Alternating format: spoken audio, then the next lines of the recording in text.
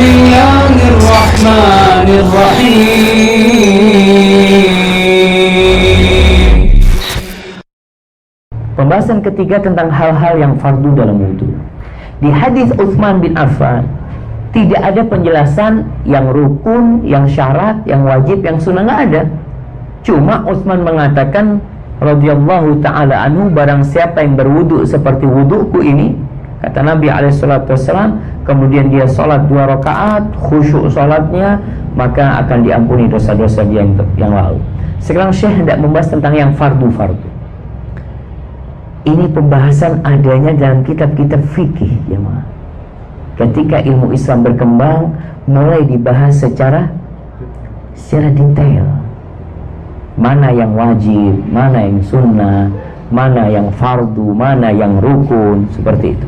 Sehingga kalau kita lihat, sebagian ulama berbeda pendapat tentang wajib dan rukun dan sunnah. Kenapa? Karena memang dulu penjelasannya, hadisnya itu umum. Nabi melakukan ini, Nabi berbuat ini umpamanya, Nabi mengatakan ini. Apakah itu jadi wajib atau jadi sunnah? Maka akhirnya terjadi perbedaan di antara para ulama. Adapun yang fardu dalam wudu, yang pertama membasuh wajah. Jelas Allah berfirman di surat Al-Maidah ayat 6, ya ayyuhalladzina amanu idza qumtum ila sholati faghsilu wujuhakum. Wahai orang-orang yang beriman, apabila kalian hendak melaksanakan sholat, maka basuhlah wajah kalian. Syekh mengatakan termasuk berkumur-kumur dan membersihkan hidung. Artinya kumur-kumur dan membersihkan hidung masuk fardu. Ini pendapat beliau, supaya kita paham jamaah. Ana ingin memberikan gambaran kepada kita agar kita tidak mudah menyalahkan orang. Artinya kalau kita lihat orang cuma kumur-kumur, kemudian membasuh wajahnya tanpa menghirup, mungkin setelah kita baca kitab ini kita mengatakan wudu'mu tidak sah loh. Karena kita hanya tahu ini umpamanya. Padahal yang kita pelajarin di buku tuntunan wudu, kumur-kumur masuk fardu apa sunnah? Sunnah. Kalau antum baca tuntunan wudu yang banyak dijual, disebutkan di sana sunnah. Tapi ada pendapat ulama yang mengatakan wajib. Karena apa? Karena mereka berpendapat Nabi alaihissalam tidak pernah meninggalkan itu. Setiap berwudu selalu kumur-kumur dan selalu menghirup air itu. Sehingga sebagian ulama berkesimpulan bahwa itu termasuk dari wajah yang harus dicuci, yang harus dibasuh. Dalilnya apa? Firman Allah, ya ayyuhalladzina amanu idza qumtum ila sholati faghsilu wujuhakum. Maka Syekh berpendapat membasuh wajah termasuk berkumur-kumur dan membersihkan hidung itu fardu yang pertama. Yang kedua, mencuci kedua tangan sampai kedua siku-siku. Sampai artinya ikut dicuci sikunya. Jangan sampai ada orang berwudu, anak-anak kita tolong perhatian. Wallahi jamaah, ana bertemu sahib kuliah di Libya, kuliah sekelas sama ana. Ketika wudu, dia wudu di sebelah ana, cuci tangan. Dia bilang, kau tidak kena nih. Oh, saya kena tadi. Iya jemaah, hati-hati, kita kadang-kala siku ini nggak kena air. Kita apalagi kalau terburu-buru wudu, tahu wudu, harapan kita air itu nyampe, tapi ternyata nggak sampai. Maka kau bantu dengan tanganmu supaya juga kena air di situ. Maka kita perlu perhatian. Ini mahasiswa jemaah. Anak katakan sahib anak sendiri. Artinya kita merasa wudhu kita sempurna, tapi coba kadang-kadang orang lain ngelihat nggak sempurna. Anak punya anak, masya Allah, ya biasa namanya anak kecil. Ayo wudhu. Setelah wudhu keluar lagi, anak ngomong, sini, lihat sikunya.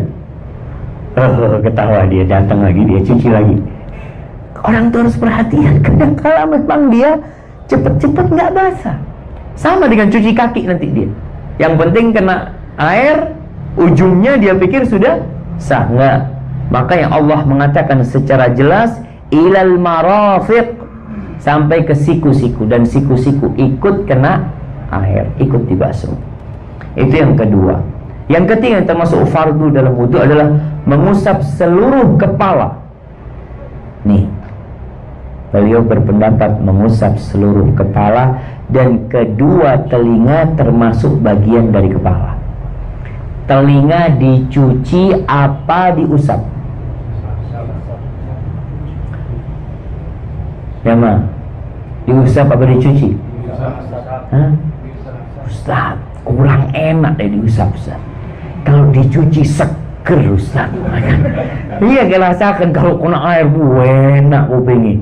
Masya Allah. Tapi ternyata diusap. Dia termasuk bagian kepala. Pendapat Syekh itu termasuk fardu.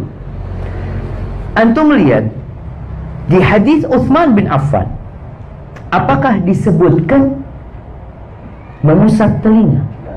Nggak ada. Thumma masaha ra'sahu. Tapi Syekh berpendapat bahwa telinga itu termasuk bagian dari kepala. Karena dalam sebuah hadis riwayat Ahmad disebutkan wal udhunani minar ra's, dan kedua telinga termasuk bagian kepala. Dari sinilah ketika di hadis Utsman tidak disebutkan, sebenarnya itu terjadi. Ini pendapat para ulama karena kedua telinga bagian dari kepala. Tapi sebagian ulama tidak memasukkan. Dalam mazhab Syafi'i sendiri berpendapat mengusap itu cukup sebagian kepala. Cukup sebagian. Mereka biasanya ngusap ujungnya selesai. Iya, itu ada pendapat seperti itu. Tapi yang lebih sempurna dan analisa itu pendapat yang kuat, Rasulullah SAW beliau mengusap seluruh kepalanya. Beliau usap nih kepalanya, kemudian dibalikin ke depan. Kemudian beliau mengusap telinga. Itu yang dilakukan oleh Rasulullah SAW. Tapi pernah Nabi SAW hanya mengusap ujung rambut ketika beliau pakai surban. Jadi dibuka surbannya sedikit, kemudian ujung kepalanya diusap, lalu beliau mengusap surbannya. Berarti tetap yang diusap itu sebenarnya seluruh kepala. Tapi tetap karena katakan tadi ada yang berpendapat sebagian kepala. Namun pendapat yang rajih, kalau kita bicara udahlah keluar dari perbedaan pendapat, itu pendapat mengatakan boleh mengusap sebagian kepala. Tapi tetap dalam mazhab Syafi'i yang sempurna mengusap seluruh kepala. Tetap ini sepakat semua. Yang sempurna adalah mengusap seluruh kepala. Hanya mereka berbincang yang fardu itu apa seluruh, apa cukup sebagian kepala. Dan ingat, telinga masuk dari bagian kepala. Jadi perlu diusap, bukan dicuci, diusap. Antum melihat kadang-kala orang mengusap kepala itu ambil air diginikan. Itu musab apa basuh? Basuh. Sedangkan Allah berfirman wamsahu biru'usikum. Usaplah dengan kepala kalian, itu diusap. Kita perlu menunjukkan yang sunnah supaya kita nggak bikin-bikin. Yang ditakutkan kalau ada orang merasa yang membasuh lebih sempurna daripada yang mengusap. Pahalamu itu separuh. Ya aku ini, insyaallah. Karena dia merasa digerojok mungkin tadi. Enggak, ingat, sunnahnya adalah diusap, mengusap seluruh kepala. Jadi di antara beberapa organ yang dibasuh atau yang diharuskan kita wudu ini, subhanallah, ada yang diusap dan ada yang dibasuh. Kita harus perhatikan. Kemudian yang keempat, membasuh kedua kaki hingga kedua mata kaki. Lalu beliau sebutkan firman Allah Di surah Al-Maidah tadi ayat 6 Allah mengatakan wamsahu bi ru'usikum wa arjulakum ilal ka'bayn.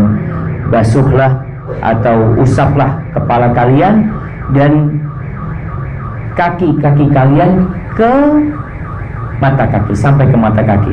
Jadi untuk yang kepala diusap, untuk yang kaki dibasuh. Lalu beliau mengatakan adapun berkumur-kumur dan beristinsyak, memasukkan air ke dalam hidung termasuk bagian dari wajah, sehingga wajib dilakukan karena Allah telah memerintahkan dalam kitabnya yang mulia membasuh muka.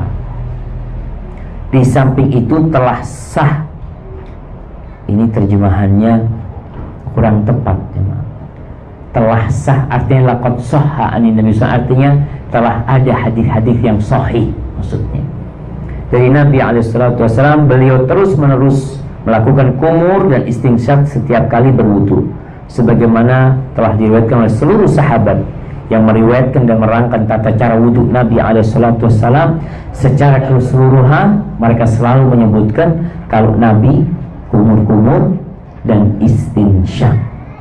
Maka mereka menyimpulkan tatkala membasuh wajah, kita wajib juga berkumur-kumur dan beristinsyak. Lagi pula ada Nabi SAW, ada sabda Nabi SAW memerintahkan berkumur-kumur dan beristinsyak. Ya, Nabi pernah mengatakan, idza tawadda'a ahadukum, apabila seorang di antara kalian berwudu, falyaj'al fi anfihi ma'an, hendaklah dia menjadikan di dalam hidungnya air, tsumma liyastanshir, kemudian dibuang. Jadi disedot lalu dibuang. Kemudian hadis tentang Nabi SAW memerintahkan untuk bersungguh-sungguh dalam istinsyak. Ingat, wabaligh fil istinsyak, bersungguh-sungguh ketika menghirup itu air. Jadi bukan hanya meletakkan air di hidung, tapi benar-benar menghirupnya. Orang kadang-kadang tadi Anda sampaikan hanya untuk syarat, umpamanya, enggak, untuk balik, kecuali ketika puasa. Kemudian banyak hadis-hadis lain yang menyatakan hal itu. Adapun tentang wajibnya mengusap seluruh kepala, yaitu karena perintah mengusap kepala dalam Al-Quranul Karim bersifat mujmal, global. Pokoknya usap kepala, separuh, sepertiga, setengah, apa semuanya. Kan umum. Kalau berkaitan dengan tangan jelas, tangan dibasuh sampai ke siku, ada batasannya. Adapun kaki jelas sampai ke mata kaki. Tapi kalau kepala kan tidak ada. Allah menyebutkan secara global, pokoknya usaplah kepala kalian. Lalu bagaimana sifat mengusap yang dilakukan oleh Nabi SAW? Maka kita melihat di mana ditegaskan dalam riwayat Bukhari dan Muslim bahwasanya Nabi SAW mengusap seluruh kepalanya. Dan dalam hal ini terdapat dalil yang tegas menunjukkan wajibnya mengusap seluruh kepala secara sempurna. Baik, ini Syekh menyebutkan bagaimana tentang ada dalil yang mengatakan Nabi SAW mengusap ubun-ubunnya lalu mengusap imamahnya.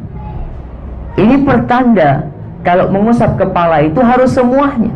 Buktinya Nabi SAW mengusap di atas imamah. Pendapat yang lain mengatakan kalau memang mengusap seluruh kepala itu wajib, maka Nabi akan membuka imamahnya. Ini kalau kita lihat khilaf di antara para ulama, mereka berusaha untuk menguatkan pendapat mereka. Jamaah, dalam masalah yang terjadi khilaf, kita perlu menjauhi yang namanya fanatisme. Artinya kalau engkau mempelajari, kau baca dan kau yakin itu yang benar, amalkan, tafadhol. Tapi kalau engkau hanya mengandalkan enggak, pasti yang paling benar mazhab Syafi'i. Oke, yang bermazhab Syafi'i mengatakan yang paling benar mazhab Syafi'i. Yang mazhab Hambali, ya enggak mungkin lah. Imam Ahmad itu last edition. Imam yang terakhir siapa? Imam Ahmad, kata dia. Jadi kalau memang imam yang pertama Abu Hanifah, imam yang kedua Imam Malik, imam yang ketiga Imam Syafi'i. Baik, Imam Ahmad ini muridnya Imam Syafi'i. Berarti Imam Ahmad ini lebih ngerti, karena dia punya ilmunya Imam Syafi'i dan punya ilmu yang lain. Pasti yang benar pendapat Hambali.